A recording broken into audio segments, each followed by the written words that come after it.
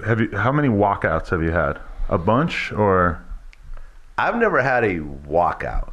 Okay. An actual they left and not coming back. Do they always come back?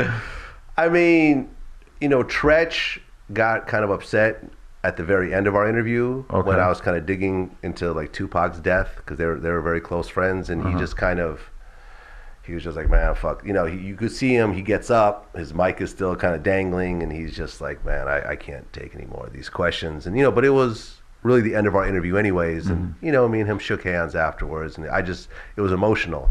But I'm not, when people compare me to some of these like radio interviewers, where like when they don't own their own content, they're trying to get people to walk out and scream and do a bunch of stupid shit because it creates these viral moments.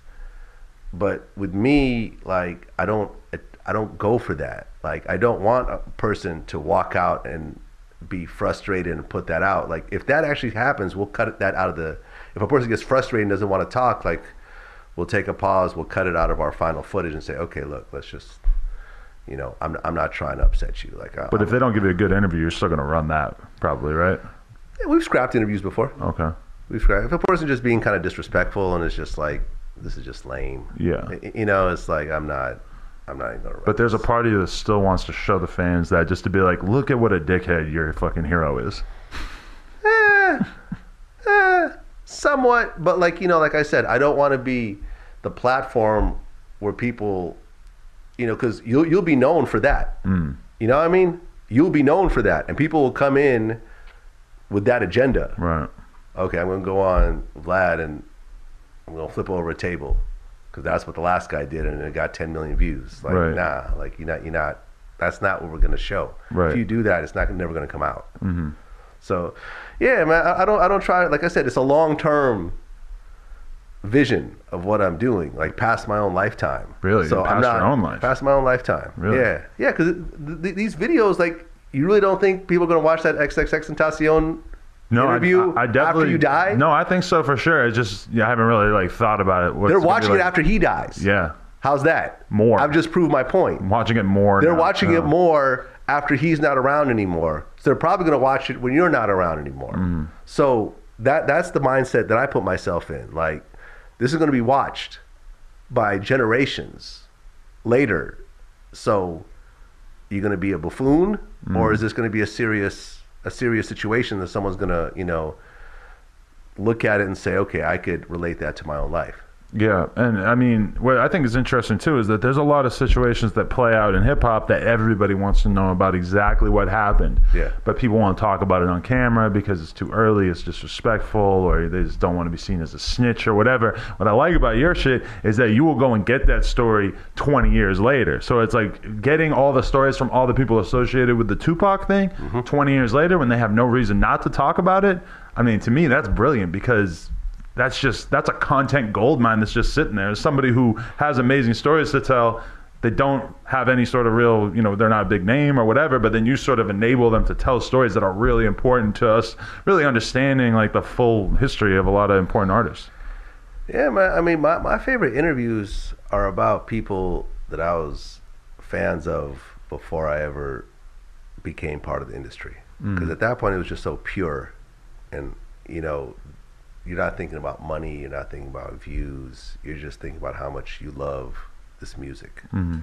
And to be able to then go back and sit down with this person for an hour and a half and just pick their brain and talk about how much their music affected you. Like I did Large Professor, who was kind of the executive producer of Illmatic, one of my favorite albums from Nas. And it's like, I really got to sit there and live out kind of like a childhood kind of wish. Like, when I was listening to Illmatic, I never thought I'd be interviewing the producers of Illmatic. So yeah, man, it's just one of those things. I'm getting to live out, a lot of my passions, as an adult, and it's dope. Yeah.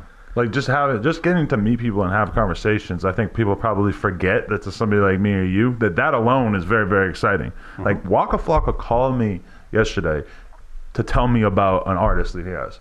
Now, granted, like, people tell me about their fucking artists all the fucking time, but I was still pretty in shock. Like, I can't believe that Waka is hyped about an artist and is literally just chose to call me to tell me about it. I mean, for me as just a rap fan, I was pretty blown away by that.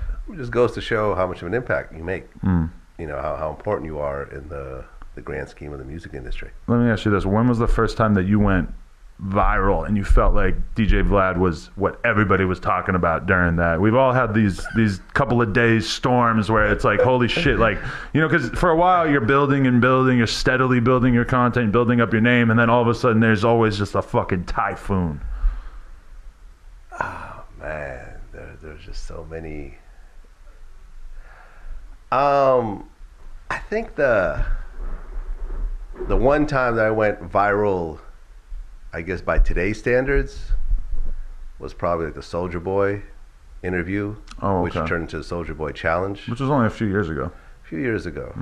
Yeah, and you know, there's been lots of videos that people have all picked up on, but like, people were creating their own versions of this interview. Like the guy who played Bobby Brown, you know, on the New Edition story, him and his other, like a crew of his actors recreated that interview into like a mini movie. And it was like, shit, like people are creating our own, you know, people are creating versions of my interview. Like that interview was, like if you watch the Childish Gambino Feels Like Summer animated music video, they actually recreate that Soulja Boy interview in that music video. Wow, really? Yeah, like you see the Soulja Boy and you see a Little Pump and I think Trippie Redd. Like, and they're like sitting there like watching him as he's. Oh, okay, I remember this. You know what I'm talking about? Yeah, it was like, okay, damn, like this is like something that just keeps living on years later. Did you tell him you were going to ask him about that shooting before the interview?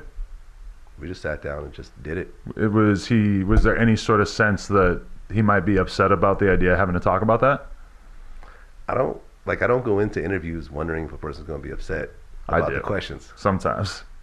When there's certain things that you want to ask about that you, like, you know, there's a rapper that I might be interviewing very soon who allegedly has been robbed a couple of times in recent memory. Pretty, like, tough dude. I'm not really, you know, I'm a little bit worried about what might happen when I start to say, well, I heard this happen, I heard this happened.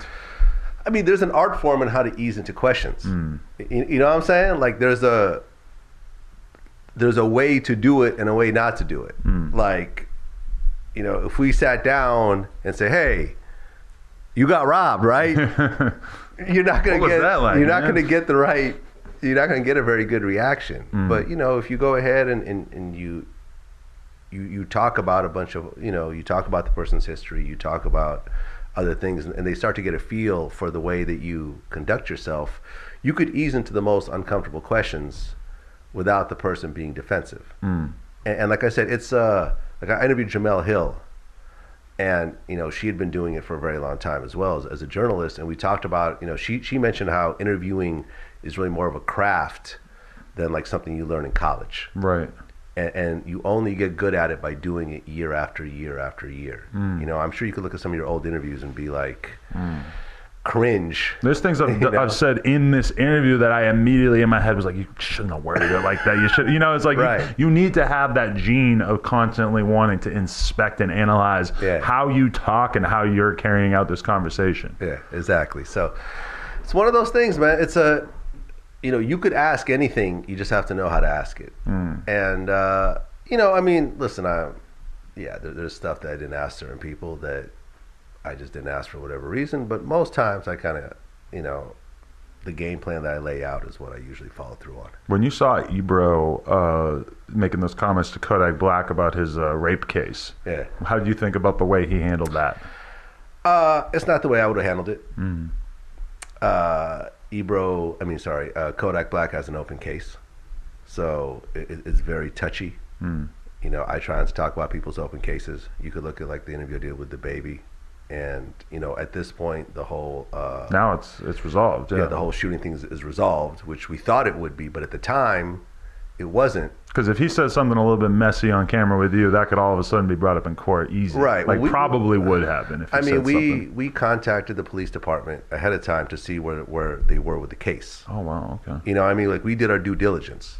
That's impressive. Yeah, like we're like, okay, is this still an open case or it's not? They're like, it was still an open case. I said, all right, cool. So when we got to that part of the interview, I just said, look, I know it's an open case, so I'm not going to talk about it. I mean, you did go on IG Live and talk about it, which I'm not quite sure why, but that was your decision. But I'm not going to add to whatever you've already said because, contrary to popular opinion, like I'm not trying to have anything in an interview be used in a court case. And I'm not trying to have a situation where something was said that could ultimately hurt the person later on. And there's lots of people who want to do interviews with us with people who are, awaiting trial, and because they just want to get their story out. But it's like, nah, this is you should listen to your lawyer. And if you have an open case, you probably shouldn't do interviews, period, at all. You should really just keep your mouth shut until after the trial. But then there's also the extent to which you, in your head, you're thinking, well, I'm giving you a platform. You can say whatever the fuck you want. It's really not my fault, whatever you say. No, I don't feel that way. I don't feel that way. I understand the impact of what I do, and I understand the impact of the platform, and I understand that what comes out, this is why I'm careful about statutes of limitations and or if a person already, did, served out the prison term for what they talked about. Like, Freeway Ricky Ross is one of, our biggest guests. And, we talk about all the the millions and millions of dollars of drugs that he pushed, in his early years, but he did like 25 years over that. So he has the right to talk about that.